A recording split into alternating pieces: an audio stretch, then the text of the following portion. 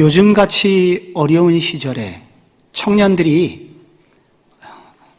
연애, 결혼, 출산을 포기할 뿐만 아니라 인생 전체를 포기하는 N포 시대에 살고 있는 이 시기에 만약에 그의 인생을 삼성전자 회장님이 책임져 주시겠다고 그런 말을 듣는 청년이 있다면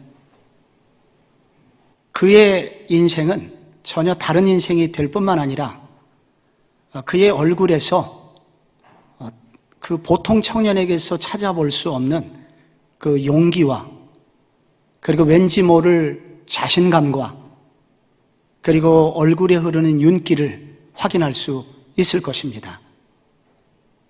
그런데 성경은 우리 그리스도인들을 향하여 삼성전자 회장 정도가 아니라 이 우주를 창조하신 하나님께서 우리의 인생을 지금뿐만 아니라 영원까지 책임져 주시겠다고 약속해 주셨습니다.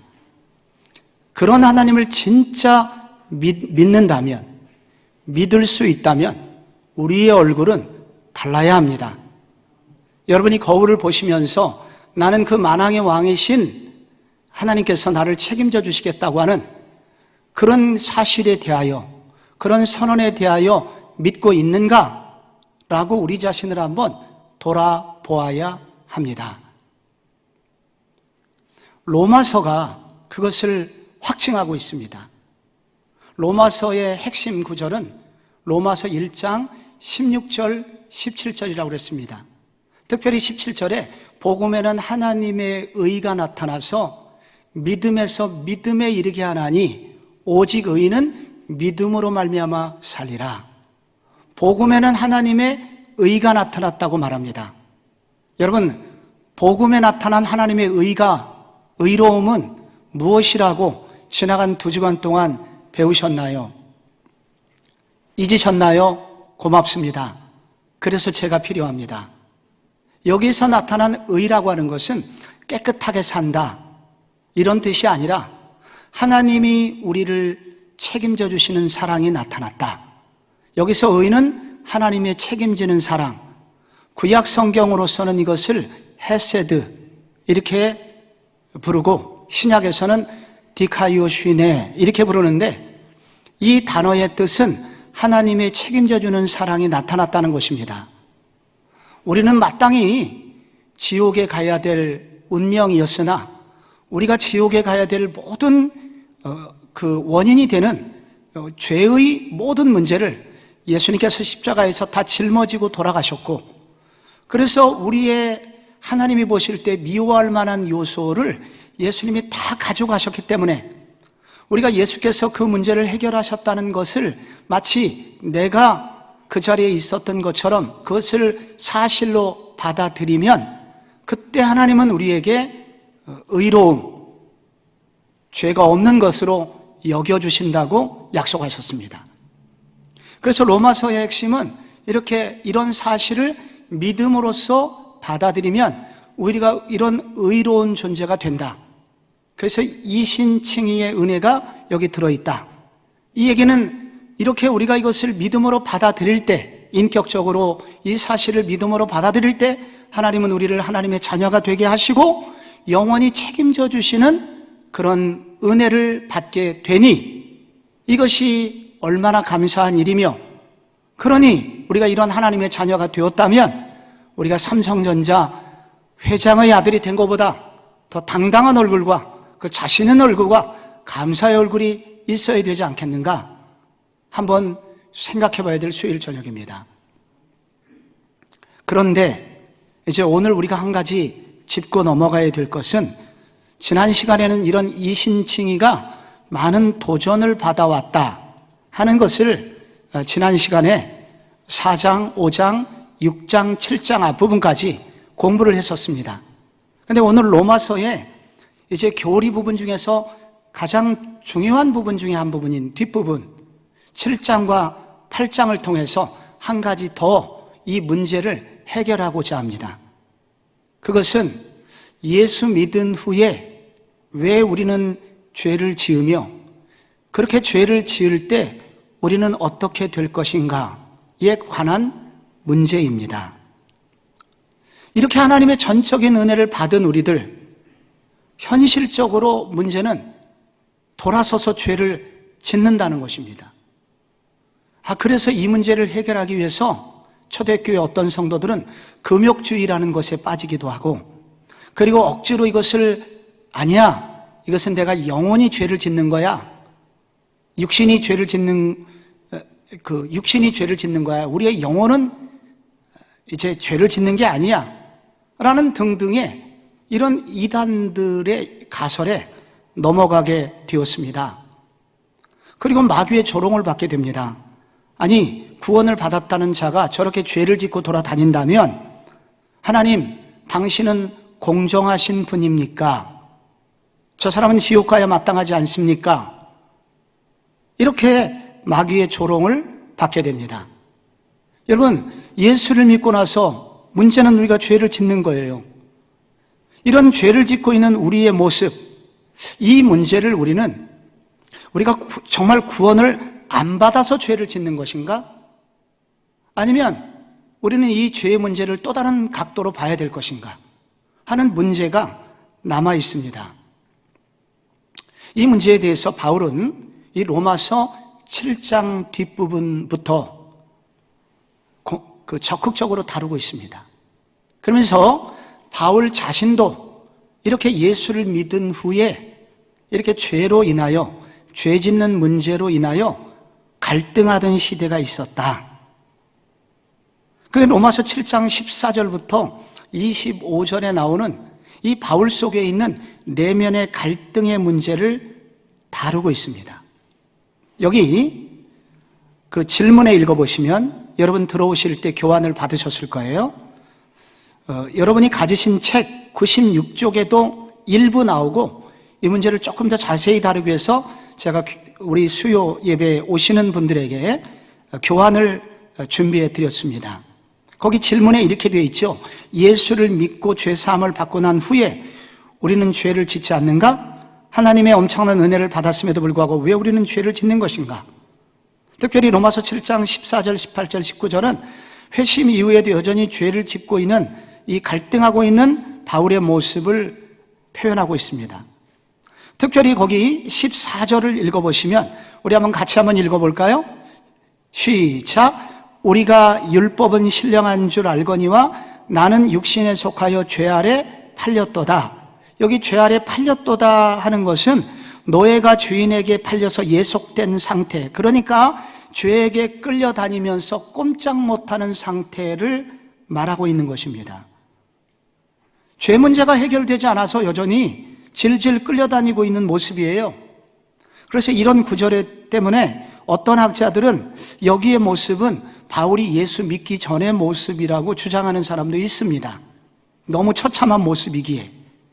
이와 유사한 것이 죄로 인한 내면의 갈등, 조금 더 구체적으로 18절, 19절, 20절 나오는데, 그 중에 이제 20절만 한번 같이 읽어볼게요. 20절, 만일 내가, 시작. 만일 내가 원하지 아니하는 그것을 하면 이를 행하는 자가 내가 아니요 내 속에 거하는 죄니라.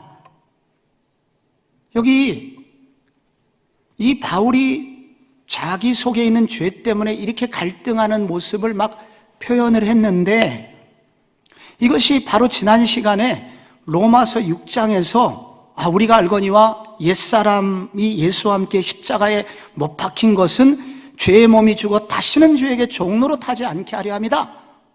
그러니까 너희 몸을 불의의 무기로 드리지 말고 의의 무기로 드려라 하면서 그렇게 당당하게 말했던 바울의 모습하고는 너무 다르기 때문에, 그래서 이런 바울의 고백은 여러분 예수 믿기 전의 바울의 모습이라고 그렇게 주장하는 분들이 꽤 있습니다. 그런데 더 많은 주석가들은 이것은 예수 믿은 후의 모습으로 해석을 합니다. 여러분 생각은 어떻습니까? 우리가 예수 믿은 후에도 이렇게 처참하게 죄를 지어서 이렇게 죄의 노예로 살고 있는 모습, 이것이 예수 믿은 후에도 이런 일이 가능할까요? 아니면 우리는 거의 천사처럼 살까요? 그래서 많은 이 목회자들, 신학자들은 이것은 구원받은 후에 완전한 구원에 이르기 전의 성화의 한 단계로 보는 것이 옳다 하는 견해가 지배적입니다. 왜냐하면 14절을 잘 읽어보면 이게 지금 구원받기 이전의 모습이 아니라 시제가 다 현재형으로 돼 있어요. 14절을 다시 보면 우리가 율법은 신령한 줄 알거니와 나는 육신에 속하여 죄 아래 팔렸도다. 이거 영어 성경으로 보면은 We know that the law is spiritual and I am unspiritual. 그리고 am sold as a slave to sin. 여러분 다 보시면은 현재형으로 돼 있잖아요. 과거에 구원받기 전에 그랬던 것이 아니라 구원받고 난 이후에 현재 나는 죄 아래 지금 그렇게 죄의 노예가 되어서 막 살고 있다고 바울은 고백을 하고 있는 것입니다. 또한 구원받지 않은 사람이라면 이런 고백을 할 수가 없어요. 이 18절에 보면은 내 속 곧 내 육신에 선한 것이 거하지 아니하는 줄을 아노니, 여기 안다는 표현이 있잖아요. 내 속에 선한 것이 없어요. 이건 누가 알 수 있냐면 구원받은 사람만이 알 수 있어요. 영적으로 깨어난 사람만이 이 사실을 알 수 있습니다. 여러분, 시체는 절대 내가 무엇이 잘못됐는지 몰라요. 그런데 내가 이것을 이렇게 부족한 사람이라는 것을 아노니 내 속에 선한 것이 없어요 하는 것은 영적으로 깨어난 사람만이 알 수 있기 때문에.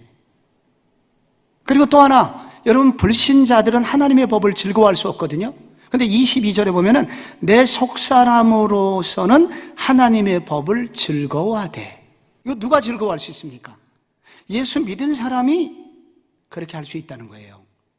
그래서 오늘 이 바울도 예수 믿고 난 이후에 내가 육신에 속하여 죄 아래 팔렸도다 하면서 자기가 이렇게 패배하고 있는 자신의 모습을 고백을 하고 있는 것입니다. 그래서 이 부분을 묵상을 해보면은 그리스도인은 죄를 안 짓는 사람이 아닙니다. 정상적인 그리스도인은 죄를 지을 수 있지만 더 중요한 것은 성경적 그리스도인은 죄를 짓고 있는 자신에 대하여 문제의식을 가지고 있는 사람이다. 이렇게 표현하는 것이 더 정확한 것입니다. 내가 그리스도인이 되었다는 증거 중에 한 가지는 내가 전혀 죄를 안 짓는 사람이 아니라 우리는 완전한 구원에 이른 존재가 아직은 안 되었기 때문에 현재적으로 죄를 지을 수는 있으나 그러나 내가 죄인이구나 하는 것을 깨닫는 사람이 더 정상적인 그리스도인이라는 거예요. 내가 이제 깨어났기 때문에 내가 이제 과거에는 죄를 지으면서도 이게 죄인지 아닌지 몰랐었는데 내가 죄라고 생각도 안 했었는데 그런데 예수 믿고 난 이후에 죄를 지으면 이제는 자꾸 양심이 찔려요. 두려워져요. 그리고 마음에 무거운 짐이 우리 속에 지어져요. 이게 다 뭐냐면은 영혼이 깨어난 사람이기 때문에, 거듭난 사람이기 때문에, 죽었던 영이 살아난 사람이기 때문에 이런 느낌을 가지게 된다는 거예요. 바울은 이런 자신의 모습과 함께 또 하나의 모순, 자기 속에 두 개의 자아가 공존하고 있다고 고백을 하는데요. 시간을 좀 줄이기 위해서 제가 17절부터 20절까지 읽어야 되는데 여러분 거기 20절 말씀에 이렇게 되어 있어요. 우리 한번 다 같이 한번 읽어볼까요? 20절 세 번째 페이지에 첫 번째 17절부터 20절의 한 구절 시작. 만일 내가 원하지 아니하는 그것을 하면 이를 행하는 자가 내가 아니요 내 속에 거하는 죄니라. 내가 나오고 내 속에 거하는 죄가 나오고 있습니다. 여기 두 개의 자아가 공존하고 있는 거예요. 내 속에 거하는 죄, 내가 나오고 또 나는 잘 모르는데 내가 아닌 또 다른 내 속에 거하는 죄가 나오는 거예요. 그래서 이 내 속에 거하다고 하는 것은 이게 지금 현재 거하고 있는, 살고 있는 그런 뜻이거든요. 그래서 내 속에 두 개의 자아가 있는 거예요. 여러분, 이게 왜 이런 일이 생기냐면은 우리가 6.25 전쟁이 끝날 때 남북한이 휴전을 했습니다. 남한 땅은 민주정부가, 북한은 공산정부가 다스리게 되었죠. 그래서 남한은 완전히 우리 그 민주정부의 통치 아래 들어갔었습니다. 그런데 저기 지리산에서는 극렬하게 민주정부를 반대하는 잔당들이 남아 있었어요. 그거를 아주 공산주의 색깔을 입혀갖고 그 산이 그냥 붉은색이 되었다 그래서 여러분 그 이름을 빨치산이라고 그러잖아요. 빨간색이 다스리는 산. 그러니까 분명히 남한 정부에 의해서 완전히 그 남한 땅이 완전히 정권의 통치를 받아야 됨에도 불구하고 그렇게 육신의 잔당들은 남아있는 거예요. 과거를 그리워하거나 혹은 새로운 정부에 반대하는 세력이 남아있는 거예요. 마찬가지로 여러분 예수를 우리는 믿었어요. 그래서 우리는 완전히 하나님의 사람이 되었어요. 신분으로서는 하나님의 사람이 되었어요. 그런데 옛날을 그리워하면서 현재 하나님의 뜻대로 살기를 거부하는 그 육신의 잔당들이 남아있어요. 그래서 우리 속에는 두 개의 자아가 있는 거예요. 현재 하나님을 추구하려는 자아가 있고, 그러나 또 다른 옛날 자아, 옛날을 좋아하고 옛날을 그리워하고 옛날로 돌아가려는 그런 못된 자아가 여전히 빨치산처럼 남아 있는 거예요. 이것은 불법이죠. 지금 완전히 지금 하나님께서 이 우리를 점령하시고 우리도 하나님께 내 인생을 다 드리기로 해서 우리는 당연히 이렇게 온전히 하나님의 통치를 받아야 되지만 이렇게 빨치산의 세력처럼 남아있는 세력이 있게 된 것입니다. 그래서 바울도 그런데 이 세력이 얼마나 센지, 이 빨치산의 세력이 얼마나 센지 내가 하나님의 뜻대로 살려고 하는 새로운 자아를 이기고 때때로 옛날에 그 못된 자아가 막 살아가지고 완전히 반란을 일으켜갖고 여순 반란 사건처럼 막 그렇게 엄청난 이렇게 회오리가 우리 가운데 일어나므로 자꾸 패배하게 되는 일이 생기고 있는 모습을, 현실을 경험하게 되고 있는 것입니다. 그래서 바울은 결과적으로 패배하고 있는 자신의 모습 때문에 절망하고 있는 모습이 24절에 나옵니다.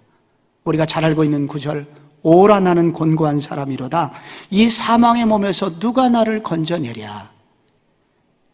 우리 주 예수 그리스도로 말미암아 하나님께 감사하리로다. 그런즉 내 자신이 마음으로는 하나님의 법을, 육신으로서는 죄의 법을 섬기노라. 여러분, 왜 우리에게 이런 일이 생기냐고 묻거든 거기 여러분에게 주어진 교환에 여러분 한번 이렇게 쓰시기 바랍니다. 거기 가로가 나와 있죠? 여러분 2페이지 벌써 넘어가고 있는데 여러분 왜 이런 일이 생길까요? 여러분 가지신 나눠드린 교환 2페이지 맨 밑에 거기 왜 이런 일이 생기는가? 가로에 뭐라고 쓰면 좋을까요? 우리의 신분은 아들이 되었으나 우리의 성품은 아직 완전히 변화되지 않았기 때문입니다. 옛날 자아, 못된 자아가 남아있기 때문이라는 거예요. 그런데 우리는 언젠가 우리가 천국에 가게 되면 어떻게 됩니까? 우리의 신분에 걸맞는 완전한 인격, 변화된 성품을 가지게 돼요. 그러나 우리 그때까지 남아있는 옛날 성품 때문에 빨치산과 같이 반역하는 성품이 남아있기 때문에 이런 세력들이 결국은 예수 믿는 새로운 자아를 막 이기고 그래서 죄를 짓게 만든다는 거예요. 이 가슴 아픈 일이 생긴다는 거예요. 그래서 우리는 구원을 받은 사람이지만 동시에 구원을 받을 사람들입니다. 우리는 구원을 받은 사람들입니다. 아멘이지만 동시에 구원을 받고 있는 중이다. 성경에 우리에게 계속 나와 있는 좀 다른 표현들이 나오는 이유는 어떤 성경은 우리는 구원을 받았다. 예수를 믿으면 구원을 받은 자다. 여러분 이렇게 말하지만 동시에 우리는 구원을 받을 것이다. 이런 구절들이 많이 나오는 이유는 완전히 우리의 성품까지 굴복시켜서 완전히 하나님 앞에 온전히 구원받는 날이 오게 될 것인데 바로 그런 날이 이르면 그때는 완전한 구원을 받게 되죠. 그런 의미에서 우리는 구원을 받은 사람이지만 동시에 구원을 받을 사람이다 표현할 수 있습니다. 그러므로 우리가 신부는 구원을 받았지만 아직 완전한 성품의 변화까지 구원받지는 못했기 때문에 우리는 그 완전한 구원에 이르기까지 조금씩 더 거룩해지는 단계가 필요한데, 이것을 일컬어서 성화의 그 과정이다 이렇게 표현을 합니다. 우리의 신분은 완전히 의롭게 되었어요. 칭의로서 우리의 신분은 완전히 하나님의 자녀가 되었어요. 이것은 우리 인정합니다. 이것을 부인하진 않아요. 그런데 이신칭의 완전한 은혜를 받았음에도 불구하고 아직 변화되지 않은 육신의 잔당들이 남아있기 때문에 우리는 이들을 싸워서 굴복시킴으로써 조금씩 더 거룩해질 과정이 필요한데, 이 과정을 일컬어서 성화의 과정이 필요한 것이다 라고 바울은 설명을 하고 있습니다. 그런데 오늘 이 본문은 하나님께서 이 성화를 이룰 수 있도록, 우리 힘으로 성화를 이루는 것이 아니라 하나님께서 우리에게 성화가 될 수밖에 없도록 점점점 거룩해지고 결국은 완전한 구원에 이를 수 있도록 하나님께서 놀라운 선물을 두 가지를 주셨다고 성경은, 로마서는 말하고 있는데, 첫째는 회개요, 둘째는 성령을 주셨다. 이 회개와 성령이 있기 때문에 우리는 반드시 완전한 구원을 받을 수밖에 없게 될 것이다 라고 약속을 하고 있습니다. 여러분, 회개란 무엇일까요? 회개란 무엇입니까? 내가 죄인임을 알고 돌아서는 것입니다. 그런데 우리는 처음에 예수를 믿을 때 하는 단회적 회개가 있어요. 그래서 지난 모든 날의 모든 죄를 회개하고 주께로 돌아서는 그런 회심의 순간이 있는데, 그때 하는 회개가 있습니다. 그거는 인생에서 딱 한 번만 하는데, 그런 회개는 어떤 결과를 가져오냐면 우리로 하여금 하나님의 자녀가 되는 신분의 변화를 일으킵니다. 그런 단회적 회개가 나와요, 성경에. 예를 들자면, 그러나 회개를 했지만은 그럼에도 불구하고 우리의 육신의 악한 성품이 남아있기 때문에 이런 육신의 성품이 죄를 지을 때마다 또 계속해서 반복적으로 해야 되는 회개가 있어요. 이런 또 하나의 회개가 있죠. 그래서 성경은 이 두 가지 회개를 통해서 우리는 완전한 구원에 이르게 되도록 우리 하나님께서 은혜를 베푸셨다. 회개는 은혜의 방편입니다. 그래서 마가복음 1장 15절에 예수님이 이렇게 말씀하셨죠. 회개하고 복음을 믿으라. 여러분, 이건 뭐냐면은 한 번만 하는 거예요. 회개하고 복음을 믿으면은 하나님의 자녀가 된다. 이때 회개는 단회적 회개예요. 그런데 구원받은 후에 반복적인 회개를 요구하십니다. 우리가 주일마다 요한일서 1장 9절을 우리가 암송하잖아요. 만일 우리가 우리 죄를 자백하면 그는 미쁘시고 의로우사 우리 죄를 사하시고 우리를 모든 불의에서 깨끗게 하실 것이다. 여기서 우리 죄를 자백하면 이라는 요 자백이란 표현은 회개한다는 뜻입니다. 이 회개, 여러분 신기하게 요 회개, 이 자백은 요한일서는 누구를 대상으로 쓴 편지냐면 믿는 사람들을 위한 편지예요. 믿지 않는 사람에게 쓴 게 아니라 믿는 사람에게 쓴 거예요. 그래서 우리는 이미 믿고 있지만 우리 죄를 자백하면 모든 불의에서 우리를 깨끗하게 해주신다. 그래서 예수를 믿었지만 우리는 계속 이런 자백, 회개를 해야 된다는 거예요. 주기도문에서 우리 죄를 사하여 주옵시고 우리를 시험에 들지 말게 하옵시며, 우리는 주기도문을 하라고 예수님 말씀하셨잖아요. 우리 죄를 사하여 주옵소서. 이거 누가 고백하는 겁니까? 예수 믿은 사람이 고백해요? 예수 안 믿은 사람이 고백해요? 예수 믿은 우리가 고백하는 겁니다. 우리 죄를 사하여 주옵소서. 이 말은 예수 믿은 우리가 날마다 고백해야 되는 거예요. 그래서 이 말은 뭐냐면 성경은 우리에게 계속하여 회개를 통하여 거룩해질 수 있다는 것을 알려주고 있는 것입니다.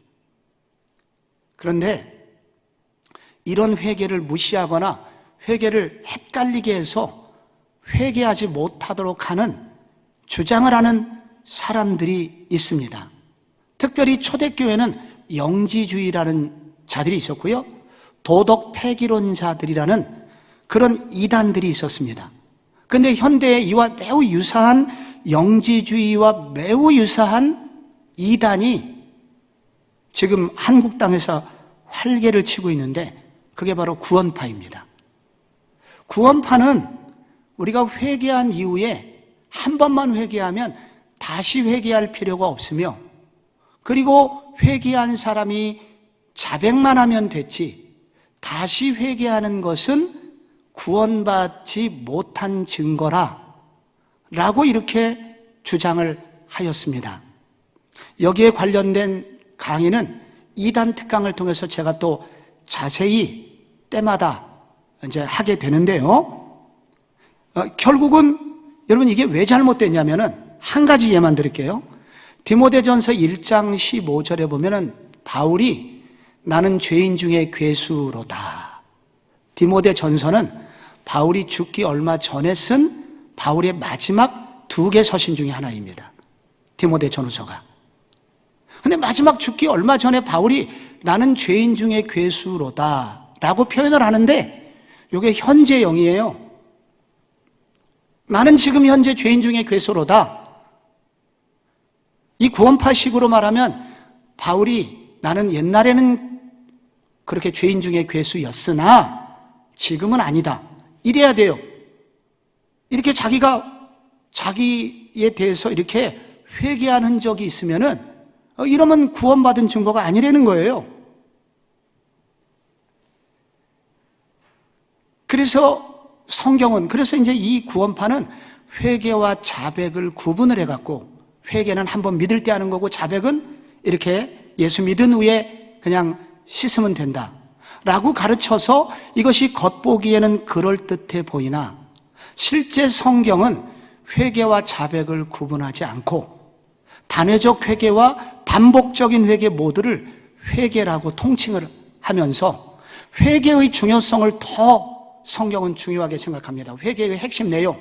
그래서 내가 죄인임을 알고 그리고 돌아서는 것, 죄로부터 돌아서서 새롭게 되기를 원하는 것, 그런 태도만을 더 귀하게 여기게 됩니다.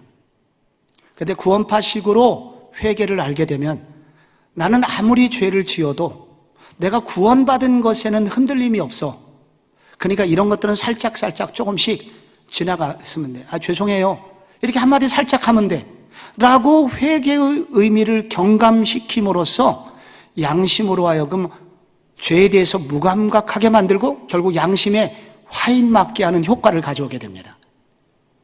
그래서 여러분, 구원파들이 죄를 지으면서도 용감해요. 굉장히 큰 사건들에게서 무서운 사건이 구원파하고 연루가 되어 있잖아요. 세월호에 그 배를 고치는 과정이나, 그리고 많은 학생들을 그렇게 죽였음에도 불구하고 책임지는 사람이 누가 있습니까? 구원파에서. 내가 죄인입니다, 이런 사람이 있습니까?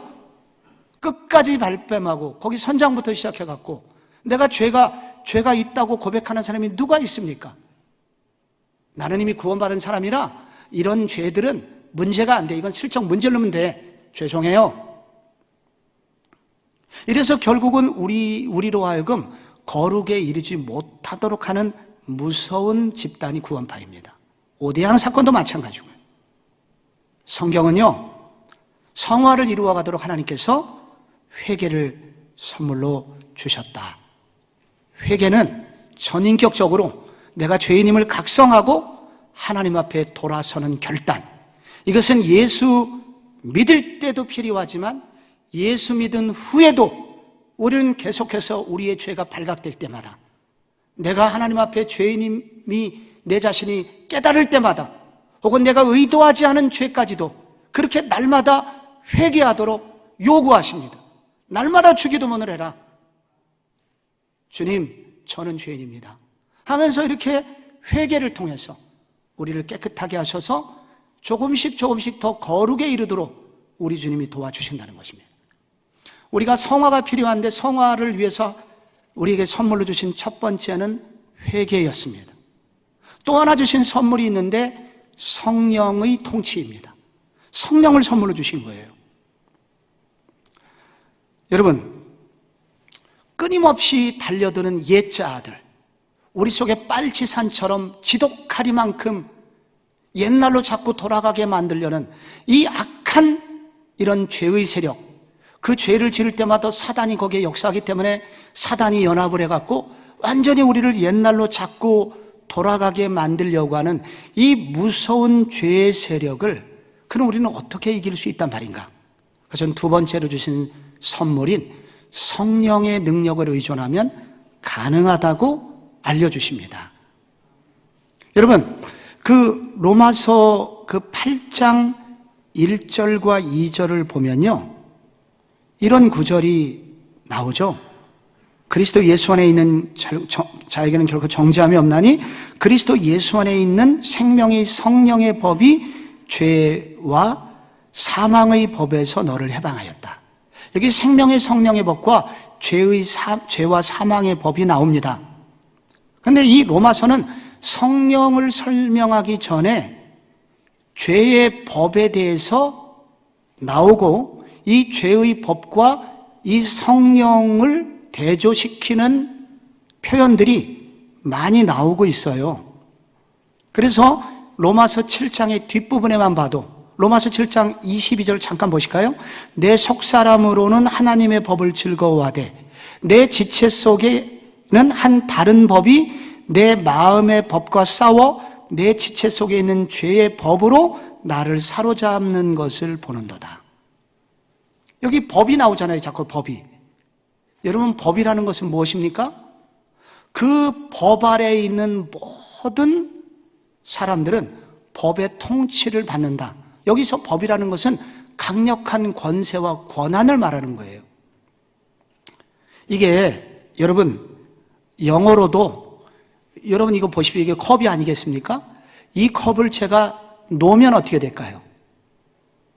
여러분, 1번, 워낙 목사님이 신령하시니까 그 컵은 그대로 있을 것이다. 아니면 떨어질 것이다. 1번 아니면 2번. 여러분 한번 제가 놔볼게요. 떨어져요. 왜 떨어집니까? 이게 중력의 법칙 때문이죠. 영어로 중력의 법칙을 The Law of Gravity, 법이라는 단어가 나와요. 법이라고 하는 것은 바로 그 바운더리 안에 있는 모든 존재들은 그 법의 통치를 받도록 되어 있어요. 이거를 어길 수 없어요. 그래서 이건 너무나 강력한 거예요. 법을 어기면 다 감옥에 가듯이 이 법칙 안에, 법 안에 있는 것은 이렇게 완전히 이 법의 통치 아래 들어가서, 여러분 이게 얼마나 육신의 소욕이 강한지, 우리 속에 있는 옛날에 그 살던 그 옛날을 즐기던 성품이 얼마나 질기고 강한지, 그것이 우리를 막 옛날로 자꾸 끌고 가려고 하는 강한 그런 권한, 권력이 거기 들어있다는 거예요. 이걸 어떻게 이기겠어요, 사람이? 근데 이걸 이길 수 있는 놀라운, 죄의 법을 이길 수 있는 놀라운 법을 하나님이 선물로 주셨는데, 그게 무슨 법이에요? 성령의 법을 주셨다는 거예요. 성령의 법. 그것은 매우 신기한 법이에요. 이 성령의 법을 우리에게 주신 거예요. 그런데 이 성령의 법이 어떻게 생성됐냐면, 만들어졌냐면은, 여러분 그것이 3절과 4절을 읽어보셔야 되거든요. 3절과 4절을 다시 한번 읽어보면, 율법이 육신으로 말미암아 연약하여 할 수 없는 그것을 하나님은 하시나니 곧 죄로 말미암아 자기 아들을 죄 있는 육신의 모양으로 보내어 육신의 죄를 정하사. 여기 굉장히 중요한 게 나와요. 자기 아들을 죄 있는 육신의 모양으로 보내요. 이걸 뭐라고 그러냐면은 성육신이라고 그래요. 그리스도의 성육신. 이 일을 위해서 하나님의 아들 그리스도께서 이 땅에 오신 거예요. 어떻게 오셨습니까? 사람의 몸을 입고서 이 땅에 오신 거예요. 그것도 아기의 모습으로 이 땅에 오신 거예요. 그래서 이것은 정말 사람이 개미가 된 거와 마찬가지로 그 천하를 호령하시던 그 그리스도께서 한 점으로 축소되시고 제한되셔 이 땅에 오신 거예요. 이런 끔찍한 일이 생기게 된 거예요. 근데 그게 끝이 아니라 그건 시작이었고, 그렇게 오신 그리스도가 우리 인간의 모든 죄를 다 짊어지시고 육신의 죄를 정하사 하나님께서 모든 인간들의 죄를 거기다 다 그렇게 죄인이라고 말씀하시면서 예수님을 죄덩어리로 만드셨어요. 그리고 십자가에서 죽이셨어요. 그런데 그 결과 그리스도께서 그렇게 하셨기 때문에 4절 말씀, 4절이 나오게 된 거예요. 4절 다 같이 한번 성령의 내주하심, 그 부분 한번 같이 읽어봐요. 시작. 육신을 따르지 않고 그 영을 따라 행하는 우리에게 율법의 요구가 이루어지게 하려 하심이라. 이게 무슨 말이냐면은 우리가 그 모든 하나님이 원하시는 것을 다 이룬 것처럼 우리에게 그렇게 여겨주셨다는 거예요. 그래서 그 다음부터 생긴 게 뭐냐면은 그때 바로 그런 일을 할 수 있도록 도와주시는 성령님이 우리 가운데 오시게 되었습니다. 성령님이 우리 속에 사시게 됐어요. 그게 요한복음 14장 16절에 나와요. 내가 아버지께 구하겠으니 그가 또 다른 보혜사를 너희에게 주사 영원토록 너희와 함께 있게 할 것이다. 그래서 바로 우리가 예수를 그렇게 믿을 때 예수께서 그렇게 우리의 모든 죄 문제를 해결했다고 명확하게 깨닫는 그 순간 동시에 우리 보혜사 성령님이 우리 속에 들어오시게 되는 거예요. 그래서 우리 속에 이 성령께서 들어오시면서 바로 육신의 잔당들을 이길 수 있는 신비한 은혜들을 주신다는 거예요. 그래서 바울은 갈라디아서 5장 16절에 이렇게 말했습니다. 내가 이르노니 너희는 성령을 따라 행하라. 그리하면 육체의 소욕을 이루지 아니하리라. 육체의 소욕은 성령을 거스르고 성령은 육체를 거스르나니 이 둘이 서로 대적하므로 너희가 원하는 것을 하지 못하게 하려 함이니라. 너희가 만일 성령의 인도하시는 바가 되면 율법 아래 있지 아니하리라. 우리 안에 계신 성령의 인도하심을 받고자 하면, 성령을 따라 행하면 육체의 소욕을, 육신의 잔당을 이길 수 있는 힘을 성령님이 주신다는 거예요. 강력한 죄의 법, 그 육체의 법, 통치를 누르고 승리할 수 있는 놀라운 성령의 법을 우리 가운데 주셨다는 거예요. 그래서 성령의 법이라는 표현은 강한 통치라고 그랬죠. 법은 강력한 성령의 임재를 내주하심, 우리 속에 성령이 머물게 하심으로써 그런 과거의 육신의 잔당들을 이길 수 있도록 해주신다는 거예요. 여러분, 지금 방금 제가 컵을 들었잖아요. 이걸 놓으면 떨어져요. 중력의 법칙 때문에. 다 떨어져요. 근데 신기하게 이 중력의 법칙을 이기고 하늘로 떠다니는 게 있어요. 놀이공원 가면 많이 보여요. 여러분, 거기 풍선에 그 속에 뭐가 들어가 있습니까? 헬륨. 여러분, 거기 수소가 들어가잖아요. 그러면 이 산소보다 가벼운 이런 헬륨 가스가 들어가게 되면은 이렇게 중력의 법칙을 거슬러서 하늘로 올라가게 돼요. 근데 이거보다도 더 빠른 속도로 하늘로 반중력의 법칙을 거슬러서 올라가는 게 있으니 비행기예요. 비행기 타보셨죠? 우리는 도저히 중력의 법칙을 이길 수 없으나 강력한 엔진을 탄 비행기는 힘차게 하늘을 향하여 중력의 법칙을 거스르고 올라가게 되는 거예요. 여러분, 이 풍선에다가 마치 헬륨을 계속 집어넣으면 우리가 중력의 법칙을 이기고 올라가는 것처럼 이 죄라는 세력들, 육신의 잔당들, 빨치산들, 이게 강력한 힘이기는 하지만은 우리 속에 계속 성령의 역사, 성령을 사모하게 되면은 우리 속에 성령이 지배하게 되어서 도저히 이길 수 없을 것 같은 이런 죄의 법을 이기는 능력을 얻게 된다는 거예요. 그러므로 여러분, 우리 속에 이 두 자아가 남아있지만 그래서 많은 사람들이 이런 비유를 듭니다. 우리 속에는 양도 살아있지만은, 예수 믿은 다음에 양 같은 동물도 하나 있지만은 옛날 습관인 뱀이 살아있다는 거예요.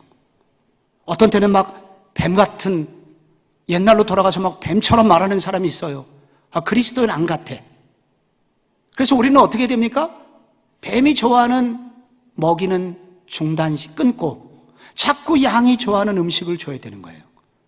그래서 우리 속에 성령께서 내주하시기 때문에 성령이 기뻐하시는 일, 성령님이 좋아하시는 일, 성령님이 이렇게 하시면 성령님이 막 우리 속에 막 기쁨을 주시는 일, 그렇게 성령을 따라 행하고 성령의 소욕에 그렇게 순종하려고 하면은, 성령은 특별히 좋아하는 게 뭐예요? 기도를 좋아하시고 특별히 그리스도를 전하는 걸 좋아하세요. 그리고 하나님을 높이는 걸 좋아하세요.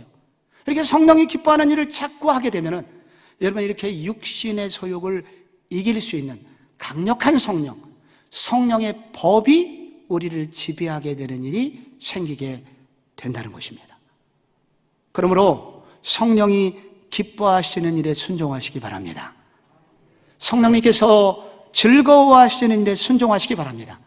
그러면 우리에게 이길 수 있는 힘을 주신다는 거예요. 그런데 바울은요, 다른 모든 일 중에서 다른 무엇보다도 우리 생각이라는 영역을 성령이 기뻐하시도록 그런 생각을 해라 라고 그렇게 강조를 하거든요. 이렇게 성령의 법에 대해서 강조한 다음에 성령이 우리 속에 이렇게 계시는데, 우리가 많이 순종할 영역이 있지만은 특별히 우리의 머리로 하는 일, 생각이라는 영역을 더 많이 성령이 기뻐하신 일을 하게 해라. 그래요. 5절에 나와요. 거기 보면 육신을 따르는 자는 육신의 일을 생각하고 영을 따르는 자는 영의 일을 생각하나니, 이렇게 생각하라고 나오고, 6절에 육신의 생각은 사망이요 영의 생각은 생명과 평안이다. 영의 생각을 해서 이렇게 생명과 평안을 얻으라고 말하고, 7절에 육신의 생각은 하나님과 원수가 되나니 이는 하나님의 법에 굴복하지 아니할 뿐 아니라 할 수도 없습니다. 우리가 여러분 육신의 잔당들이 많이 남아있는데, 그 중에 우리가 가장 먼저 해야 될 일은 뭐냐면은 생각이라는 영역에 있어서 우리가 먼저 성령이 기뻐하시는 생각, 성령의 통치가 임하도록 그렇게 하라는 거예요. 왜 그런 줄 아십니까?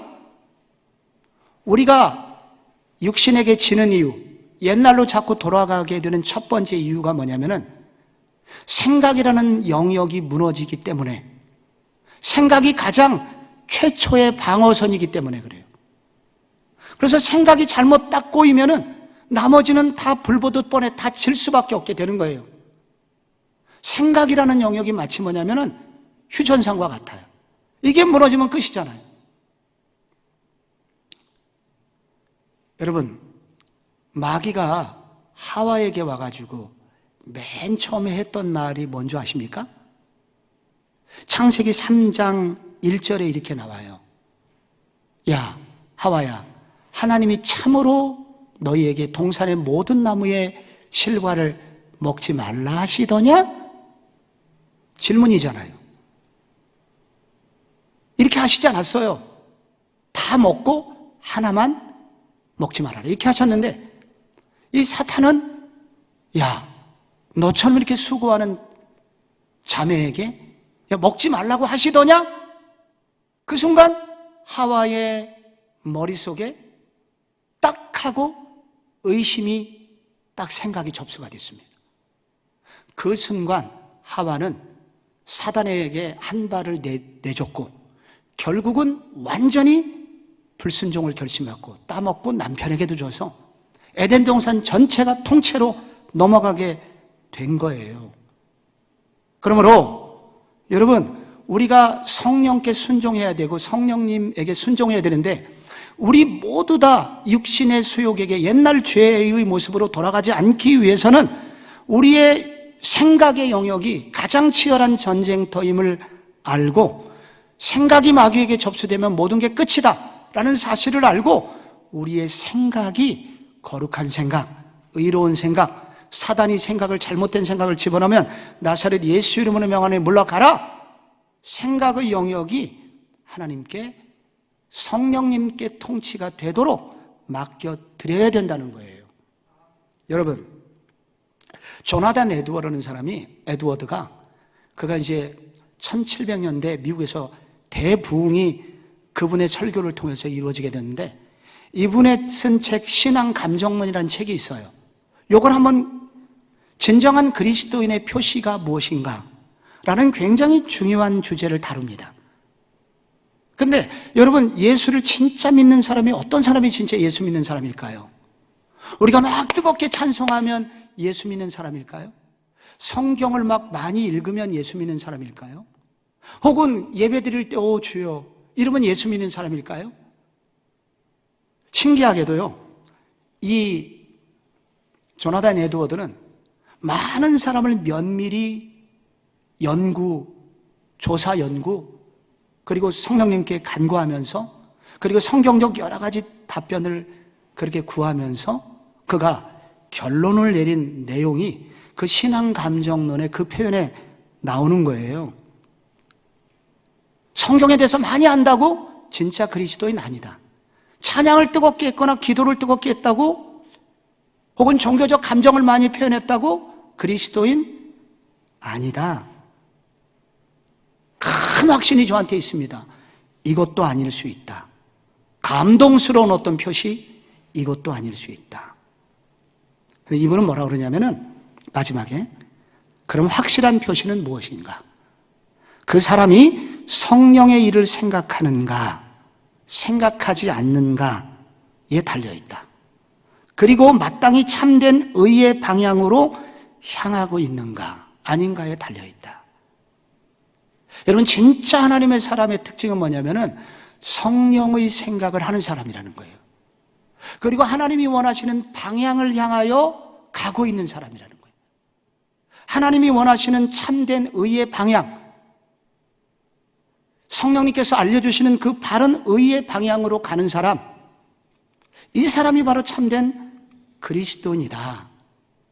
우리가 만약에 교회는 다니면서도 바로 내 생각이, 그래서 생각이 성령 충만하지 않으면, 행동이 뭐 그럴듯한지 몰라도 이 생각이 하나님 앞에 바르지 못하면 바로 성령의 사람은 아니다라고 그는 강하게 주장하고 있습니다. 그러므로 이 성경이나 믿음의 사람들이 고백하고 있는 이 고백을 본받아서 여러분의 생각이 성령께 사로잡히시기를 바랍니다. 여러분의 생각이 음란에 사로잡히면 결국 음란한 사람이 돼요. 결국 사고를 치게 되는 거예요. 돈 생각만 하게 되면 결국 돈의 노예가 돼서 그리스도를 떠나게 돼요. 그래서 내가 지금 무슨 생각을 하느냐, 여러분이 또 부정적인 생각을 하면 꼭 부정적인 삶을 살아요. 우울한 생각하면 가정 전체, 교회가 우울해져요. 이런 생각을 다 몰아내고 오직 성령의 생각으로 채우시기를 바랍니다. 여러분, 이 성령님이 하시는 놀라운 일이 있어요. 그거는요, 성령님이요, 우리를 위하여 탄식하시기 때문에, 우리를 위해서 울어주시기 때문에 우리는 결코 우리의 신앙 생활이, 우리는 무너지는 것 같아도 결코 무너질 수 없고 끝까지 우리의 구원받음이 보존될 것을 약속하고 있어요. 왜 그러냐면요, 여러분 여기 26절을 보시면 한번 같이 읽어봐요. 시작. 이와 같이 성령도 우리의 연약함을 도우시나니 우리는 마땅히 기도할 바를 알지 못하나 오직 성령이 말할 수 없는 탄식으로 우리를 위하여 친히 간구하시느니라. 여기 성령이 말할 수 없는 탄식을 막 하고 있는 거거든요. 근데 왜 성령님이 막 울어주시냐면 우리의 연약함을 도우시려고. 우리가 연약해요. 근데 여기서 연약하다는 단어는 육체적 연약함도 들어가고 두려움 때문에 감정적인 연약함도 들어가고, 그리고 머리가 좀 안 돌아가는 거, 이해력의 부족, 이 세 가지를 다 포함해요. 우리 인간은 이렇게 연약해요. 육신 연약해요. 새벽 기도 날마다 하고 싶어도 너무 피곤해서 못해요. 혹은 두려움 때문에 저게 옳은 일인데 무서워갖고 용기 있게 말 못해요. 우리 연약해요.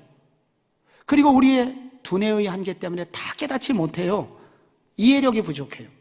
이런 한계 때문에 우리가 하나님의 자녀됨이 중간에 실종되는가? 우리가 이렇게 부족하기 때문에 하나님의 은혜, 하나님의 자녀된 것을 잃어버릴 수 있는가? 그런 치매 걸리면 다 구원 못 받게 되겠죠. 그런데 그런 일이 생기지 않도록 성령님이 하시는 일이 있다는 거예요. 우리의 연약함을 막 도와주신다는 거예요. 근데 성령님은 어떻게 도와주시냐면은 이게 이 도와주신다는 단어는 함께 가담하여 돕는다 그런 뜻이거든요.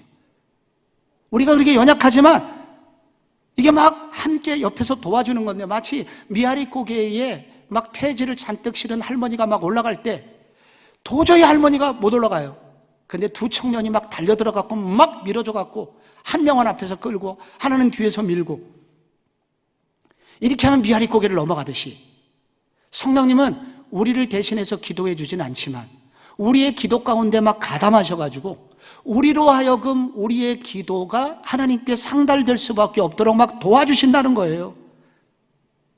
그래서 우리로 하여금 우리의 기도가 하나님의 뜻에 맞는 기도를 드릴 수밖에 없게 만들고 그 결과 하나님의 응답받는 삶을 살게 만들고 그래서 우리로 하여금 승리할 수밖에 없게 만드시는 분, 그분이 바로 성령님이시고 성령님이 그런 방식으로 우리를 돕고 계신다는 거예요. 여기 보면은요, 말할 수 없는 탄식으로라는 단어가 나옵니다. 말로 표현할 수 없을 정도로.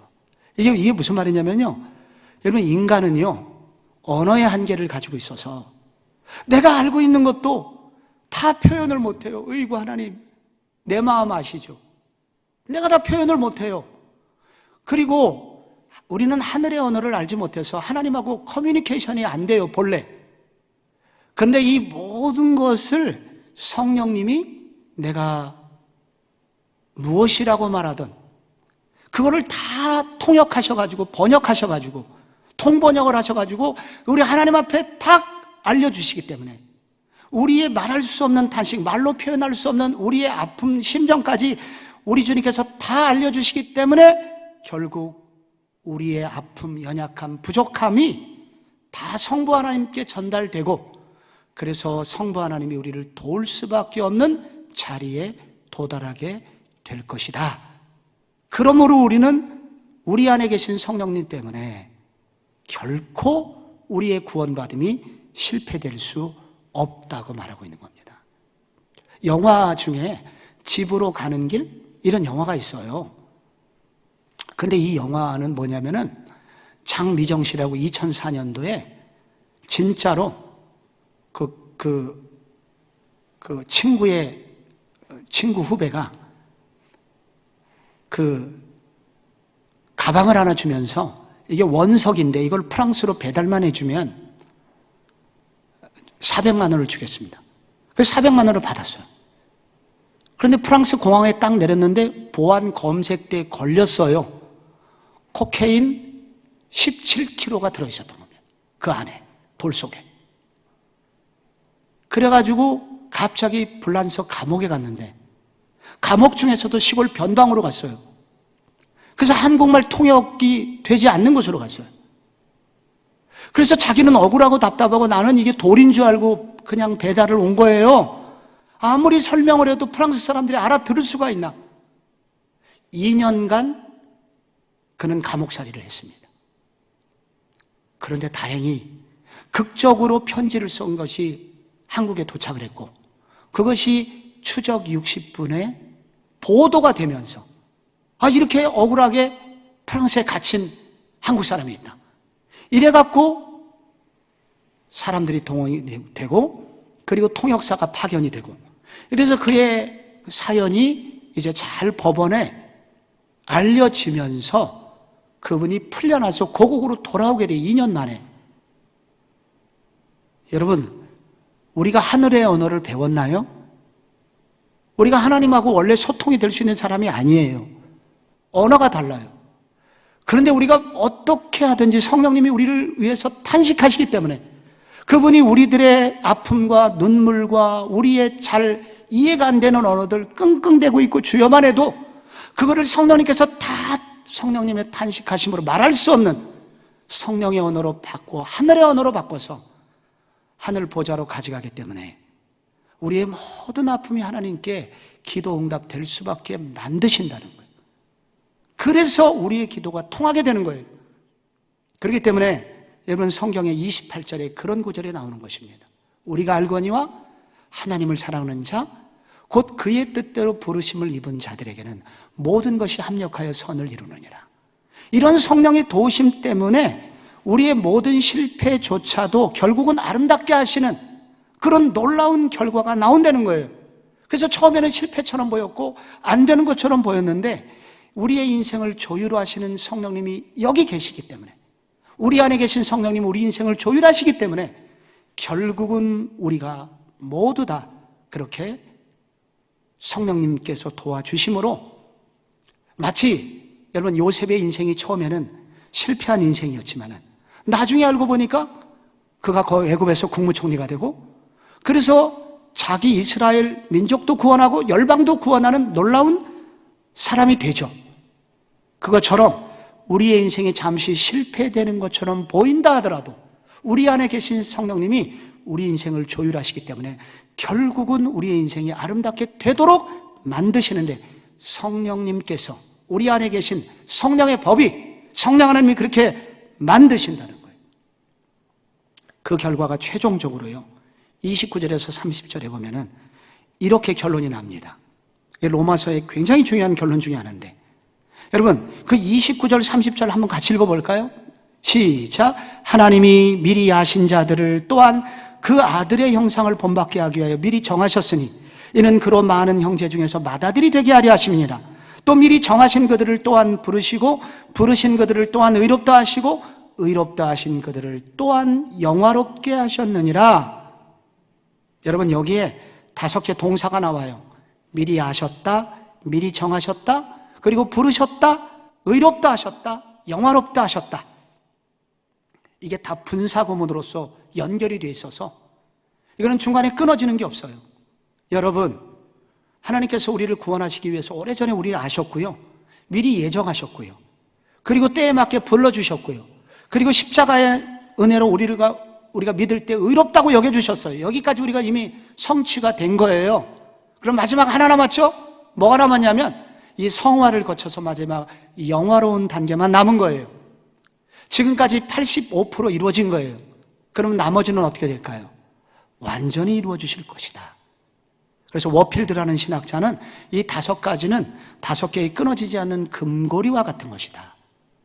우리 안에 계신 성령님 때문에 결코 우리를 향한 하나님의 구원은 사라지지 않을 것이다. 부족하지만 성령, 우리 내주하시는 성령님께서 우리를 이렇게 도와주셔서 우리로 잘못한 것은 회개하도록 도와주시고, 부족한 것은 채워주시고, 말이 안 통하는 것은 바꿔주시고, 그리고 실패한 것 같을 때는 결국은 아름답도록 조율해 주셔서 결국은 우리를 완전한 구원의 자리로 이끄시는 성령님이 계시기에 우리는 부족하지만 때로 죄를 짓는다 하더라도 우리의 신분 결코 없어지지 않고 구원받는 사람이 될 것이고, 결국은 더 아름답게 성화될 것이고 영화의 자리에 이르게 되리라.